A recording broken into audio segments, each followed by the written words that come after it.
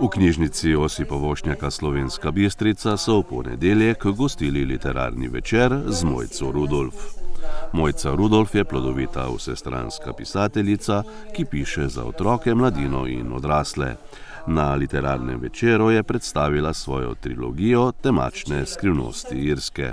Irska je to kompleksna, to skriva vse, da če bi pa bila to serija, pa bi bile 3 knjige. In že takoj sem vedela, da v drugi knjigi, da bi rada imela to Severno Irsko, to problem Ire.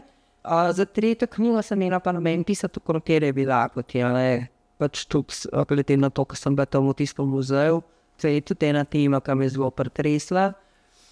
In za to drugo knjigo, Nasmehki moči, sem potem taka, kakor sem, spet izgovor za potovanje, jaz moram iti na Irsko, jaz moram to na kraju samem začutiti, ker jaz namreč nisem razumela tudi ne tega problema Ire, težav, v bistvu kako sploh tako je. Jaz sem ogromno prebrala, nisem pa razumela, Tako da sem seveda šla z eno akademsko poslovalno agencijo, moram reči, sem razlogov zadovoljna, idealen vodič, ogromno je vedela, sem ga še posnela, se sem pa povedala, pa tudi knjigo je dobro odkoga.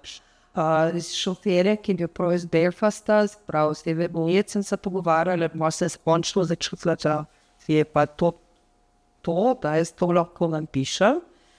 Ampak na potovanju je bil zmagal pa moj dragi, hčerka, in kaj on ves čas počel tega Irske, mene strašno všeč, res, in ne samo pokrajina, tudi zgodovina, vse, jaz pač zelo obranil Irsko, on je pa realist, tak, kakor ste ga mogoče, če kdo pravi, dan za umor si poznal, kakšen je, in on skozi govoril, pa vsaj dvakrat na dan, kakšna zgodba o uspehu, pa ne bi razložil, zakaj je to zgodba o uspehu, ker Irska se pač tretira tako, se je dobro je, in za 3. knjigo sem pa v bistvu hotela celo irsko zgodovino, od njihove vojne za neodvisnost, od te krompirjeve lakote, da sem jo odletla, in predvsem tudi to, kako je Irska postala zgodba o uspehu, tako da sem potem to vse združila in je stala ta 3. knjiga, nažalost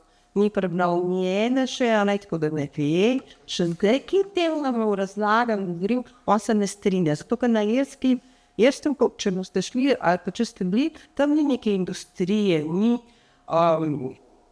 videti, da bi bilo to nekaj razvitka, njemu je bilo to kmečko, zaostalo v času dejansko tako je, Dublin je nekaj posebnega, pa postala mesteca, so pa še zmeri kot, da bi pač v 18. stoletju tja, tako da je to, da mogoče ga bom prepričala, da bo prebral, bo mogoče razumel to zgodbo.